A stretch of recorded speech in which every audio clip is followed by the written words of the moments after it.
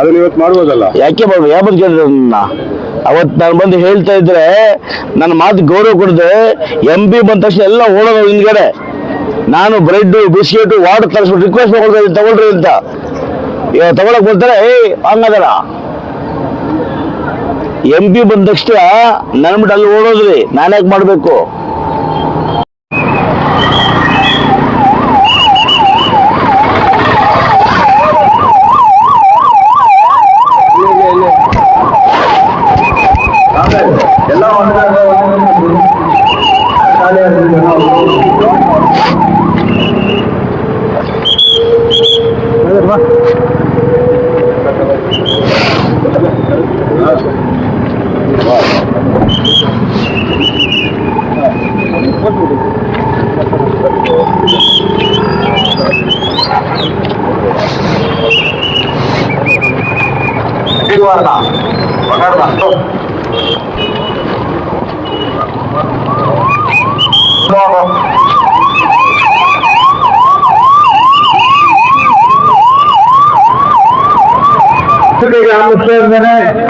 ತಾವೆಲ್ಲರೂ ಚಪ್ಪಾಳೆಯೊಂದಿಗೆ ಅವ್ರನ್ನ ಬರಮಾಡ್ಕೋಬೇಕಂತ ಮನವಿ ಮಾಡ್ಕೊಂಡು ಅಧ್ಯಕ್ಷರಾದಂತ ಸುರೇಶ್ ಬಂದಿದ್ದಾರೆ.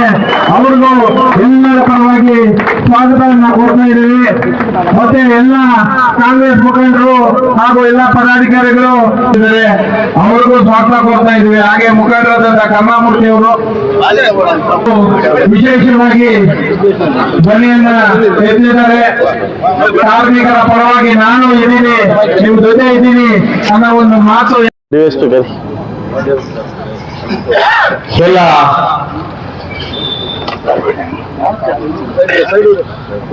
ನನ್ನ ಗೌರವಾನ್ವಿತ ಬಂಧುಗಳೇ,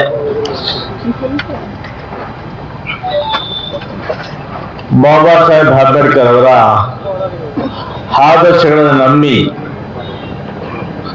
ಅವರ ಹಾಕಿರ್ತಕ್ಕಂಥ ಮಾರ್ಗದರ್ಶನದಲ್ಲಿ ಸಂವಿಧಾನವನ್ನು ನಂಬಿ ಮಾಡ್ತಾ ಇರ್ತಕ್ಕಂಥ BML ನ ಎಲ್ಲ ನನ್ನ ಕಾರ್ಮಿಕ ಬಂಧುಗಳೇ, ಇಷ್ಟೊತ್ತು ಕೂಡ ನಿಮ್ಮ ಯೂನಿಯನ್ನ ಅಧ್ಯಕ್ಷರು ಸವಿವರವಾಗಿ ಎಲ್ಲವನ್ನು ಹೇಳಿದ್ದಾರೆ. ಇವತ್ತು ಕಳೆದ ಬಾರಿ ಕೂಡ ತಾವು ಸ್ಟ್ರೈಕ್ ಮಾಡಿದ್ರಿ. ಆ ಸಮಯದಲ್ಲಿ ನಾವೆಲ್ಲ ಮಾತು ಕೊಟ್ಟಿದ್ವಿ. ಏನ್ ಮಾತು ಕೊಟ್ಟಿದ್ವಿ? ನಿನ್ನೆಲ್ಲ ಕರ್ಕೊಂಡೋಗಿ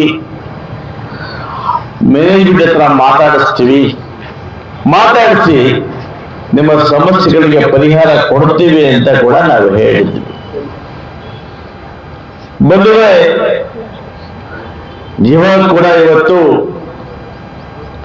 ಈ ಸಮಾಜದಲ್ಲಿ ವಿಶೇಷವಾಗಿ ಹಿಂದೆ BL ಕಟ್ಟುವಾಗ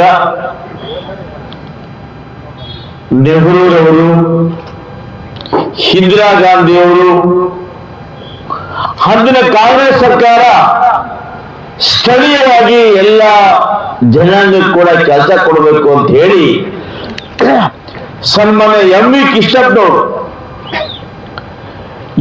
ಕೃಷ್ಣಪ್ಪನವರು ಕೇಂದ್ರ ಮಂತ್ರಿ ಆಗಿದ್ದಾಗ ಈ BML ಕಾರ್ಖಾನೆಯ ಸ್ಥಾಪನೆ ಮಾಡಿದ್ದು ನಮಗೆಲ್ಲ ಕೆಲಸ ಕೊಡಬೇಕು ಅಂತ. ಇವತ್ತು ನಾವು ಈ BML ಕಾರ್ಖಾನೆ ನಂಬಿ ಭಾರತ್ ಗೋಲ್ಡ್ ಸ್ಥಾಪ ಆದ್ಮೇಲೆ ವಾಜಪೇಯಿ ಸರ್ಕಾರದ ಬಂದ ತಕ್ಷಣ ಈ ಗೋಲ್ಡ್ ಮೇನ್ ಸ್ಟಾಪ್ ಮಾಡಿದ್ರು. ಅದಾದ್ಮೇಲೆ ಇಲ್ಲ ಅನೇಕ ಕುಟುಂಬಗಳಿಗೆ ಯಾರು ಮೈಸೂರು ಕೆಲಸ ಮಾಡ್ತಾ ಇದ್ರು ಅವರಿಗೆ ವಾಸ ಮಾಡ್ಲಿಕ್ಕೆ ಮನೆ ಇಲ್ಲ, ಅವರಿಗೆ ಸಂಬಳ ಇಲ್ಲ, ಅವರ ಮಕ್ಕಳು ವಿದ್ಯಾಭ್ಯಾಸ ಮಾಡಿಕೊಂಡು ಇವತ್ತು ಬೆಂಗಳೂರಿಗೆ ಚೆನ್ನೈಗೆ ಹೋಗಿ ಕೆಲಸ ಮಾಡ್ತಾ ಇದ್ದಾರೆ. ಅದರಲ್ಲಿ ತಾವೆಲ್ಲ ಕೂಡ ಅಪ್ರೂವ್ ಮಾಡಿದ್ದೀರಿ.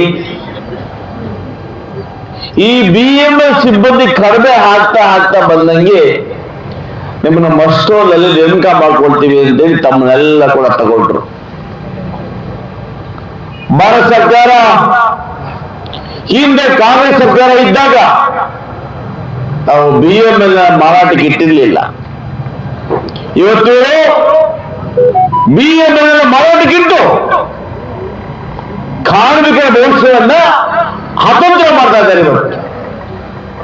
ವಿಶೇಷವಾಗಿ ಹಿಂದೆ ನಿಮ್ಮ ನಾಯಕರು ಹೇಳಿದ್ರು, ಮ್ಯಾನೇಜ್ಮೆಂಟ್ ಒಟ್ಟಿಗೆ ನೀವು ಅಗ್ರಿಮೆಂಟ್ ಮಾಡಿಕೊಂಡು ಮುಂದೆ ಪರ್ಮನೆಂಟ್ ಆಗುತ್ತೆ ಅಂತೇಳಿ ಕಡಿಮೆ ಸಂಬಳಕ್ಕೆ ನೀವೆಲ್ಲ ಕೂಡ ಕೆಲಸ ಮಾಡ್ತಾ ಇದ್ದೀರಿ.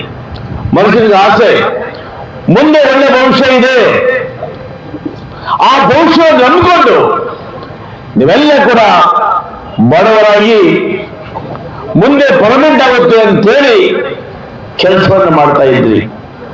ಆದರೆ ಈ ಬಿಜೆಪಿ ಸರ್ಕಾರ ಮೋದಿ ಬಂದ ಮೇಲೆ ವಿಶೇಷವಾಗಿ ಇವತ್ತು 12 ಅಗ್ರಿಮೆಂಟ್ ಕ್ಯಾನ್ಸಲ್ ಮಾಡಿ ನಿಮ್ನೆಲ್ಲ ಕೂಡ ಟೆಂಡರ್ ಅಂತ ಹೇಳಿ ಔಟ್ಸೋರ್ಸ್ ಅಂತ ಟ್ರೀಟ್ ಮಾಡಿದ್ದಾರೆ. ನಾನು ಒಂದು ಚರ್ಚೆ ಮಾಡಿದಾಗ ಹೇಳಿದ ಮಾತದು. ಅವತ್ತು ಹೇಳಿದ್ರು ನಮಗೂ ಎಂಪ್ಲಾಯ್ಗೂ ಸಂಬಂಧ ಇಲ್ಲ, ನಾವು ಹೋಗಿ ಆ BML ಆಫೀಸಲ್ಲಿ ಕೂತ್ಕೊಂಡು ಕಾರ್ಮಿಕರು ಉಪವಾಸ ಬರ್ತಾ ಇದ್ದಾರೆ, 20 ಗಂಟೆ ಹಾಕ್ತಾ ಇದೆ, ಅವರಿಗೆ ಒಂದು ಗ್ಲಾಸ್ ಟೀ ಕೂಡ ಹಾಕ್ತಾ ಇಲ್ಲ. ಗಲಾಟೆ ಮಾಡಿದ ಅವ್ರು ಹೇಳಿದ್ರು, ಇಲ್ಲ ಇಲ್ಲ ಅವ್ರಿಗೂ ನಮ್ಗೆ ಸಂಬಂಧ ಇಲ್ಲ, ಅವ್ರು ಕಾಂಟ್ರಾಕ್ಟ್ ಲೇಬರ್ಸ್ ಅಂತ ಹೇಳಿ ಇವಾಗ ಉತ್ತರ ಕೊಟ್ಟರು. ನಾನು ಹೇಳ್ತೀನಿ, ಇವತ್ತು ಒಂದು ವೇಳೆ ನಿಮಗೆ ಪರ್ಮನೆಂಟ್ ಮಾಡಕ್ ಸಾಧ್ಯ ಇಲ್ಲ ಅಂದ್ರೆ ಇವತ್ತು ಸರ್ಕಾರ ವೇತನ ನಿಗದಿ ಮಾಡಿದೆ. ಇವತ್ತು ನಿಮ್ಗೆ ಆ ವೇತನವನ್ನು ಕೊಡಬೇಕು. ಏನು ಅಣ್ಣವರು ಹೇಳಿದ್ರು ಆ ಸೌಲಭ್ಯಗಳು, ಯಾಕಂದ್ರೆ ಆ BML ನೌಕರ 1 ಲಕ್ಷ ತಗೊಂಡ್ರೆ 20,000ಕ್ಕೆ ಅವರಿಗಿಂತ 4 ಪಟ್ಟು ಹೆಚ್ಚು ಕೆಲಸ ಮಾಡ್ತೀವಿ ನಾವು. ಇವತ್ತು ಗೊತ್ತಿರೋ ಮಾಹಿತಿಗಳನ್ನು ಹೇಳ್ತೇನೆ, ಮೋಸ್ಟ್ ಎಂಪ್ಲಾಯ್ಸ್ ಇಲ್ಲ ಅಂದ್ರೆ BML ಇಲ್ಲ. ಇವತ್ತು BML ಅಲ್ಲಿ ಏನು ಎಂಪ್ಲಾಯ್ಸ್ ಇದ್ದಾರೆ ಅವ್ರಿಗೆಲ್ಲ 58 ಅವಕಾಶ ಆಗಿದೆ, ಒಬ್ಬರಿಗೂ ಕೆಲಸ ಮಾಡ್ಲಿಕ್ಕೆ ಆಗೋದಿಲ್ಲ. ಹೇಳಿದ ಮಾತನ್ನ ಏನು, ನಾವು ಎಂಪ್ಲಾಯ್ಸ್ ಮಾತ್ರ ಕೊಡ್ತೀವಿ ಏನ್ರಿ, ಕೆಲಸ ಮಾಡೋದು ಎಂಪ್ಲಾಯ್ಸ್ ಇವ್ರ ಕೆಲಸ ಮಾಡ್ತಕ್ಕಂಥ ಇವರು, ಲಾಭ ಅವ್ರಿಗೆ. ಇದನ್ನು ನಾನು ಖಂಡಿಸ್ತೇನೆ. ಖಂಡಿತವಾಗಿ ಕೂಡ ನಿಮ್ಮ ಬೇಡಿಕೆ ಸರಿಯಾಗಿದೆ. ಸಾಧ್ಯವಾದ್ರೆ ನಾನು ನಿಮಗೆ ರಿಕ್ವೆಸ್ಟ್ ಮಾಡ್ತೇನೆ, ಈ ಹೋರಾಟವನ್ನ ಚರ್ಚೆ ವಿವಿಧ ರೀತಿಯಲ್ಲಿ ಮಾಡಬೇಕಾಗಿತ್ತು ನೀವು. ನನಗೆ ಅರ್ಥ ಆಗುತ್ತೆ. ಇವತ್ತು ಪಾಪ 7 ದಿವಸದಿಂದ 11 ದಿವಸದಿಂದ ಇವತ್ತು ಈ ಮಳೆ ಚಳಿಯಲ್ಲಿ ತಾವು ಮನೆ ಮಠ ಬಿಟ್ಟು ಇವತ್ತು ನಿಮ್ಮ ಒಂದು ಹೋರಾಟಕ್ಕೋಸ್ಕರ, ಜೀವನಕ್ಕೋಸ್ಕರ, ನಿಮ್ಮ ಮಕ್ಕಳ ಭವಿಷ್ಯಕ್ಕೋಸ್ಕರ ಹೋರಾಟ ಮಾಡ್ತಾ ಇದ್ದೀರಿ. ಇವತ್ತು ನಿಮ್ಗೆ ಐಶ್ವರ್ಯ ಬಂಗ್ಲೆ ಕೂಡ ಹೋರಾಟ ಮಾಡ್ತಾ ಇಲ್ಲ, ನಮಗೆ ಕಾರ್ ಕೂಡ ಹೋರಾಟ ಮಾಡ್ತಾ ಇಲ್ಲ, ಅದೇ ಕೆಲಸ ಮಾಡೋದಿಲ್ಲ, ಸುಮ್ಮನೆ ಸಂಬಳ ಕೂಡ ಹೋರಾಟ ಮಾಡ್ತಾ ಇದ್ದೀರಾ? ಇಲ್ಲ. ಆದ್ರೆ ಚರ್ಚೆ ಮಾಡುತ್ತಿದ್ರೆ ನಿಮ್ಮ ಹೋರಾಟವನ್ನ ಇದು ವಿವಿಧ ರೀತಿಯಲ್ಲಿ ಮಾಡಬಹುದಾಗಿತ್ತು. ಏನು ವಿವಿಧ ರೀತಿ ಅಂದ್ರೆ, ಈ BML ಆಡಳಿತಕ್ಕೆ ಕಿವಿ, ಕಣ್ಣು, ಮೂಗು ಏನೂ ಇಲ್ಲ. ಹಸುವಿನ ಸಾಯ್ತಾ ಇದ್ರೆ ಅವ್ರು ನಮಗೆ ಸಂಬಂಧ ಇಲ್ಲ ಅಂತ ಹೇಳ್ತಾರೆ ಅಂದ್ರೆ ಅವ್ರು ನಿಜವಾಗಿ ಬಲಿಷ್ಠ ಅವರು. ನಾನು ಇವತ್ತು ಇಷ್ಟೇ ಭರವಸೆ ಕೊಡ್ತೇನೆ, ಇಲ್ಲಿ ಧರಣಿ ಮಾಡೋದ್ರಿಂದ ಸಮಸ್ಯೆ ಪರಿಹಾರ ಆಗೋದಿಲ್ಲ.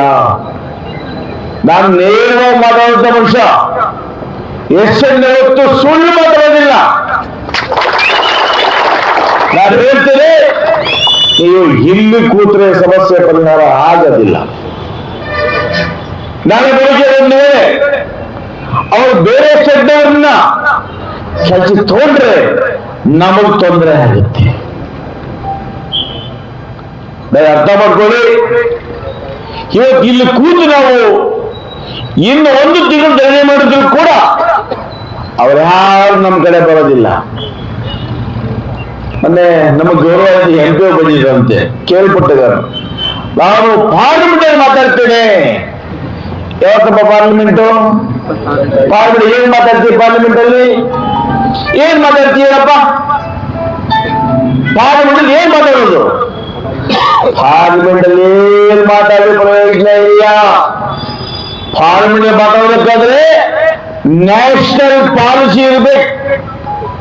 ಅವ್ರಿಗೆ ನ್ಯಾಷನಲ್ ಪಾಲಿಸಿ ಇವತ್ತೆಲ್ಲ ಗೌರ್ಮೆಂಟ್ ಸೆಕ್ಟರ್ ಮುಚ್ತಾ ಇದ್ದಾರೆ. ಅವರು ಒಪ್ಕೊಳ್ತಾರ ಮಾತನ್ನ? ಒಪ್ಪೋದಿಲ್ಲ. ಸುಮ್ಮನೆ ನಾವೆಲ್ಲ ಬಂದು ನಿಮ್ಮನ್ನು ಕಣ್ಣೋಸಿ ಯಾವಾಸಿ ಹೋಗ್ಬೇಕಷ್ಟೇ. ನಿಜವಾಗ ಕೂಡ ನಿಮಗೆ ಸಹಾಯ ಆಗ್ಬೇಕು ಅಂದ್ರೆ ನಾನು ಮಾತು ಕೇಳಿ ಹೋಗೋಣ, ಬೇರೆ ರೀತಿ ಮಾಡೋಣ. ಇವತ್ತು ನಾವೆಲ್ಲ ಕೂಡ ಧರಣಿಯನ್ನು ಬಂದ್ ಮಾಡಿ ಕೆಲಸಕ್ಕೆ ಹಾಜರಾಗೋಣ. ಮೇಲ್ಬಿಡದ ಅಪಾಯಿಂಟ್ ತಗೋತೇನೆ ನಾನು. ನೀವು ಮುಖಂಡರು ಬನ್ನಿ. ಒಂದು ವೇಳೆ ನಮ್ಮ ಸಮಸ್ಯೆಗಳು ಒಪ್ಪದೇ ಇಲ್ಲ ಅಂದ್ರೆ ಈ ಹೋರಾಟ ಇಲ್ಲಿ ಮಾಡಿ ಏನು ಪ್ರಯೋಜನ ಇಲ್ಲ. ಈ ಹೋರಾಟವನ್ನ ಬೆಂಗಳೂರು ಹೆಡ್ ಆಫೀಸ್ ಶಿಫ್ಟ್ ಮಾಡೋಣ. ಆ ಶಿಫ್ಟ್ ಮಾಡೋದಕ್ಕೆ ನಿಮಗೆ ಎಷ್ಟು ಬಸ್ ಬೇಕಾದ್ರೆ ನಾನು ಕೊಡ್ತೇನೆ. ಎಷ್ಟು ಬೇಕಾದ್ರೆ ನಾನು ಕೊಡ್ತೇನೆ. ಆ ಊಟ ತಿಂಡಿ ಎಷ್ಟೇ ಖರ್ಚಾಗ್ಲಿ ಅದನ್ನ ನಾನು ಗೋಪಾಲದೇವರು ಬರ್ಸ್ಕೊಳ್ತೇವೆ. ಇವತ್ತು ನೀವು ಇಲ್ಲಿ ಕೂತ್ಕೊಂಡು ಇನ್ನು ಒಂದು ವಾರ ಸ್ಟ್ರೈಕ್ ಬಂದ್ರೆ ಕೂಡ ನಾವು ಸಫರ್ ಆಗ್ತೇವೆ, ನಾವು ಉಪವಾಸ ಇರ್ತೇವೆ, ನಮ್ಮ ಹೆಂಡತಿ ಮಕ್ಕಳು ಕಷ್ಟಪಡ್ತಾರೆ, ನಮ್ಮ ಕನಿಷ್ಠ ಪಕ್ಷ ಯಾವ ಸೌಲಭ್ಯ ಕೂಡ ಸಿಗೋದಿಲ್ಲ. ದಯಮಾಡಿ ನನ್ನ ಮಾತನ್ನು ಕೇಳಿ. ಏನೇನು ಯೂನಿಯನ್ ಮುಖಂಡರಿದ್ದೀರಾ ನಿಮ್ಮಲ್ಲಿ ನಾನು ಕೈ ಮುಗಿದು ಪ್ರಾರ್ಥನೆ ಮಾಡ್ತೇನೆ. ದಯಮಾಡಿ ನೀವು ಇಲ್ಲಿ ಕೂತ್ಕೊಳ್ಳೋದ್ರಿಂದ ಏನು ಪ್ರಯೋಜನ ಆಗೋದಿಲ್ಲ. ಯಾರ ಬರ್ಬೇಕಂತ ಬರ್ತಾರೆ, ಭಾಷಣ ಮಾಡ್ತಾರೆ, ಹೋಗ್ತಾರೆ. ನಿಮ್ ಹೊಟ್ಟೆ ತುಂಬುತ್ತಾ? ನಿಮ್ ಕೆಲಸ ಆಗುತ್ತಾ? ಇಲ್ಲ. ದಯಮಾಡಿ ಕೇಳಿ. ಈ ಹೋರಾಟ ಪ್ರವೇಶ ಮಾಡ್ಕೊಂಡಿದ್ರೆ ಏನೂ ಸಿಕ್ಕಿಲ್ಲ. ನಾನು ಹೆಂಡತಿ ನೋಡಿದೆ, ಕೆಜಿ ಮಾಡ್ತಾ ಇದ್ದಾರೆ, ಯಾರು ಸ್ಪಂದನೆ ಸಿಗುತ್ತಾ ಅಂತ. ಸಹೋದರಿ ರೂಪ ಕೂಡ ಬಂದು ಹೋಗಿದ್ದಾರೆ. ಕೇಳಿ ರೂಪವನ್ನ, ಅಣ್ಣ ಅಪಾಯಿಂಟ್ ಕೊಟ್ಟಿದ್ದಾರೆ ಅಣ್ಣ, ಶೇವಾರ ಯಾವತ್ತು ಕೊಟ್ಟಿದ್ದಾರೆ, 19 ಕೊಟ್ಟಿದ್ದಾರೆ ಅಣ್ಣ, ಹೋಗಿ ಬರ್ತೀರಿ ಅಂತ. ಹೋಗಿ ಏನಮ್ಮ ಮಾಡ್ತೀಯ ನೀನು? ಹೋಗೋದು ಸರಿ, ಆದ್ರೆ ಒಬ್ಬೊಬ್ಬರೇ ಹೋದ್ರೆ ಪ್ರಯೋಜನ ಆಗೋದಿಲ್ಲ. ನಾನು ಇವತ್ತು ಹೇಳ್ತೇನೆ, ನಮ್ಮ ಜಿಲ್ಲೆಯ ಕಾರ್ಮಿಕರ ಪರವಾಗಿ ಜಿಲ್ಲೆಯ ಎಲ್ಲ ಶಾಸಕರು ಪಕ್ಷಾತೀತವಾಗಿ ನಮ್ಮೊಟ್ಟಿಗೆ ಒಪ್ಪಿ ನಾವೆಲ್ಲ ಒಟ್ಟಿಗೆ ಹೋಗಿ ನೀವು ಪರಿಹಾರ ಮಾಡಿಲ್ಲ ಅಂದ್ರೆ ನಾವು ಕೋಲಾರ ಕೆಜಿ ಬಂಗಾರದಿಂದ ಬಂದು ಮಾಡ್ತೀವಿ ಅಂತ ಮಾತಾಡ್ತಾರೆ. ಯಾಕಂದ್ರೆ ಹಬ್ಬವರ ಮನೆ ಹೋಗ್ತಾರೆ, ಟೀ ಕೊಡ್ತಾರೆ, ನಮಗೆ ಕೂರಿಸ್ತಾರೆ, ಅವ್ರ ಕಾನೂನು ಬುಕ್ ತೋರಿಸ್ತಾರೆ, okay okay yes yes okay okay ಇಟ್ಕೊಂಡ್ಬಂದು ಬರ್ತೀವಿ. ನಿಮ್ಮ ಹೊಟ್ಟೆ ತುಂಬುತ್ತಾ? ನೀವು ಪರಿಹಾರ ಸಿಗುತ್ತಾ? No, impossible. ಸಿಗೋದೇ ಪರಿಹಾರ. ನಿಮಗೆ ಪರಿಹಾರ ಸಿಗ್ಬೇಕು ಅಂದ್ರೆ ನೀವು ಯೂನಿಯನ್ನರು ಎಲ್ಲಾ ಶಾಸಕರು ಮನವಿ ಕೊಡಿ, ಒಂದು ಡೇಟ್ ನಿಗದಿ ಮಾಡ್ತೀವಿ, ಅವತ್ತೆಲ್ಲರೂ ಹೋಗಿ ಒಟ್ಟಾಗಿ ಪ್ರೆಷರ್ ಹಾಕಿದ್ರೆ ಮಾತ್ರ ನಿಮ್ಮ ಸಮಸ್ಯೆ ಪರಿಹಾರ ಆಗ್ತದೆ. ಅದು ಮಾಡಿಲ್ಲ ಅಂದ್ರೆ ಖಂಡಿತ ಹೇಳ್ತೀನಿ, ಧರಣಿ ಮಾಡೋದ್ರಿಂದ ಸಮಸ್ಯೆ ಪರಿಹಾರ ಆಗೋದಿಲ್ಲ. ಆಗುತ್ತಾ? ಹೇಳಿ, ಆಗುತ್ತಾ? 11 days ಆಯ್ತು. ಅಚೀವ್ಮೆಂಟ್ ಇದೆಯಾ? ಹೇಳಿ, ಇದೆಯಾ?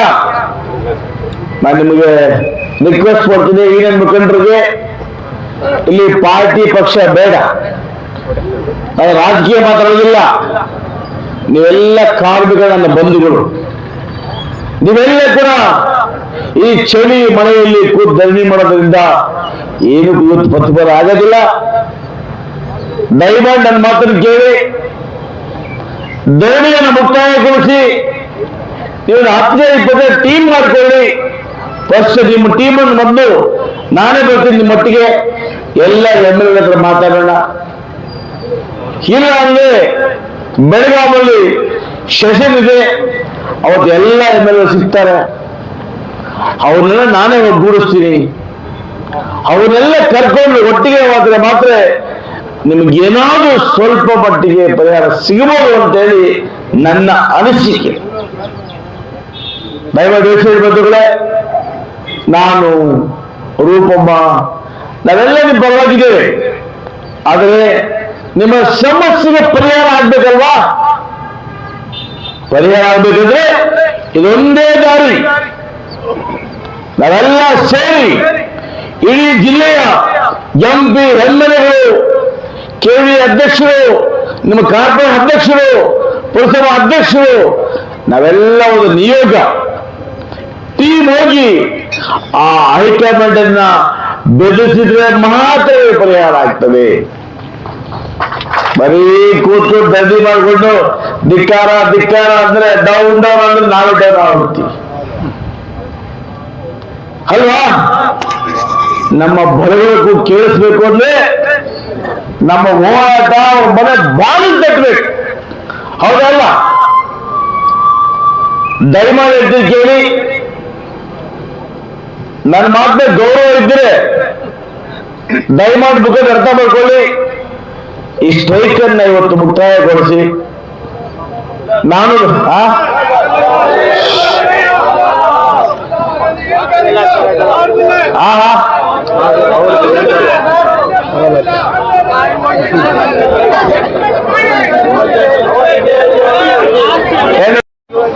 ಸುಮಾರಾಗಿ 20 ವರ್ಷನ ನಾವು ಆರ್ಮಿರಾಗಿದ್ದೀವಿ. ನೀವು ಹೇಳಿದ್ರೆ ನಾವು ಭೇಟಿ ಮಾಡ್ತೀವಿ, ಅವರೆಲ್ಲ ಚರ್ಚೆ ಮಾಡ್ತೀವಿ, ಎಲ್ಲ ಒಂದಾಗಿ ಕೂರಿಸ್ತೀವಿ, ಒಳ್ಳೆ ನಿಮಗೆ ದಾರಿ ಸಿಗುತ್ತೆ. ನೀವು ಫಸ್ಟ್ ಅದ್ರ ಬಗ್ಗೆ ಮಾಡ್ಬಿಡ್ತೀವಿ, ಆಮೇಲೆ ನೋಡಿ, ದಯಮಾಡಿ ಹೇಳ್ತೀನಿ ಕೇಳಿ.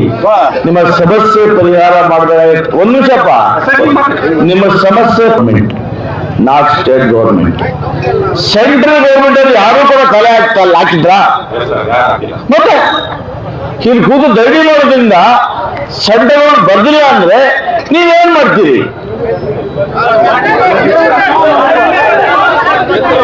ನೋಡಪ್ಪ, ನೀ ಮಾಡ್ತೀವಿ ಅಂತ ಅಭ್ಯಂತರ ಇಲ್ಲಪ್ಪ. ನನ್ ನೋಡಿ,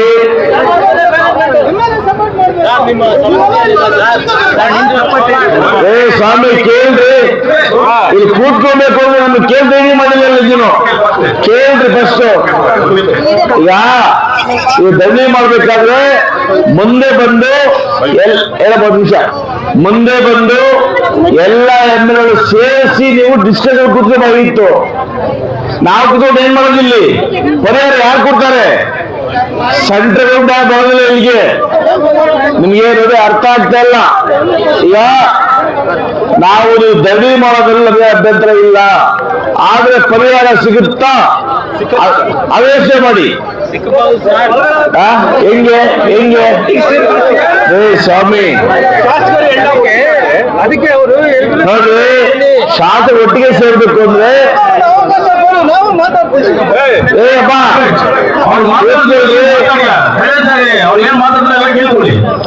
ನೋಡಪ್ಪ, ಇಲ್ಲಿ ನಾನು ಭಾಷಣ ಮಾಡಿ ಉತ್ತರ ಕೊಡಕ್ ಬಂದಿಲ್ಲ, ಪರಿಹಾರ ಹೇಳಿದ್ದೀನಿ. ನೀವೆಲ್ಲ ಕೂಡ ನಂಬಿಕೆ ಇದ್ರೆ ಎಲ್ಲ MLA ಟೀಮ್ ಬನ್ನಿ, MLA ಸೇರಿಸಿ ನಾವು ನಿಮ್ ಪರವಾಗಿ ಫೈಟ್ ಮಾಡ್ತೀವಿ. ಅಲ್ಲಿ ಕೂತ್ಕೊಂಡು ಬರ್ತೀನಿ, ಏನು ಮಾಡಕ್ಕಾಗಲ್ಲ. ಆಗ್ಬೋದು. ನೋಡಪ್ಪ, ಕೇಳಪ್ಪ, ನೀವು ಧರಣಿ ಮಾಡ್ಬೇಕಾದ್ರೆ MLA ಕನ್ಸೆಪ್ಟ್ ಮಾಡಿ ಧರಣಿ ಮಾಡಲಿಲ್ಲ ನೀವು, ಹೌದಲ್ಲ? ನೀವು ಸ್ವಾಮಿ ಅವತ್ತು ನನ್ನ ಮಾತು ಕೇಳಿದ್ರೆ ಅವತ್ತು ಹೇಳ್ತೇವೆ, ಮಾತು ಕೇಳಿದ್ರೆ ಮಲ್ಲಿಗೆ ಬಂದು ಮಾಡೋದಿದೆ ಹೋದ್ರಿ. ನಾನು ಬರ್ತಾ ಇದ್ದೀನಿ, ಅದನ್ನ ನಾಳೆ ಮಾತಾಡಿ ದಯವಿಟ್ಟು ನನಗೆ ಬರೋಡಿದ್ದೀನಿ. ನನ್ನ ಮಾತು ಕೇಳಿಲ್ಲ ನೀವು. ಮಲ್ಲಿಗೆ ಬಂದಕ್ಷ ಅಗ್ನಿಯಾಗ ಹೋದ್ರಿ, ಯಾರು ಅನ್ಯಾಯ ಮಾಡ್ತಾ ಇದ್ದಾರೆ ಸೆಂಟ್ರಲ್ ಗೌರ್ಮೆಂಟ್, ಅವರಿಂದ ಹೊಡ್ತೀರ ನೀವು. ಅರ್ಥ ಮಾಡ್ಕೊಂಡು ನೀವು ಹೊತ್ತು ನನ್ನ ಬಗ್ಗೆ ಕೇಳ್ಕೊಂಡೆ. ನಿಮ್ ಬರೋ ಜಗಳ ಮಾಡಿಲ್ಲ ನಾನು. ಯಾರು ಜಗಳ ಮಾಡಿದ್ರು? ಯಾರು ಜಗಳ ಮಾಡಲಿಲ್ಲ, ಅಬ್ಬೇ ಜಗಳ ಮಾಡಿ ಹೊರಗಡೆ ಜಗಳ ಮಾಡಿದವರಿಗೆ ಪರವಾಗಿ ಗೌರವ ಇಲ್ಲ. ಯಾರು ಎಂಪಿ ಬಂದ ಜನ ಇನ್ನೂ ಓಡಿದ್ರು. ಎಂಪಿ ಏನ್ ಮಾಡಿದ್ರು?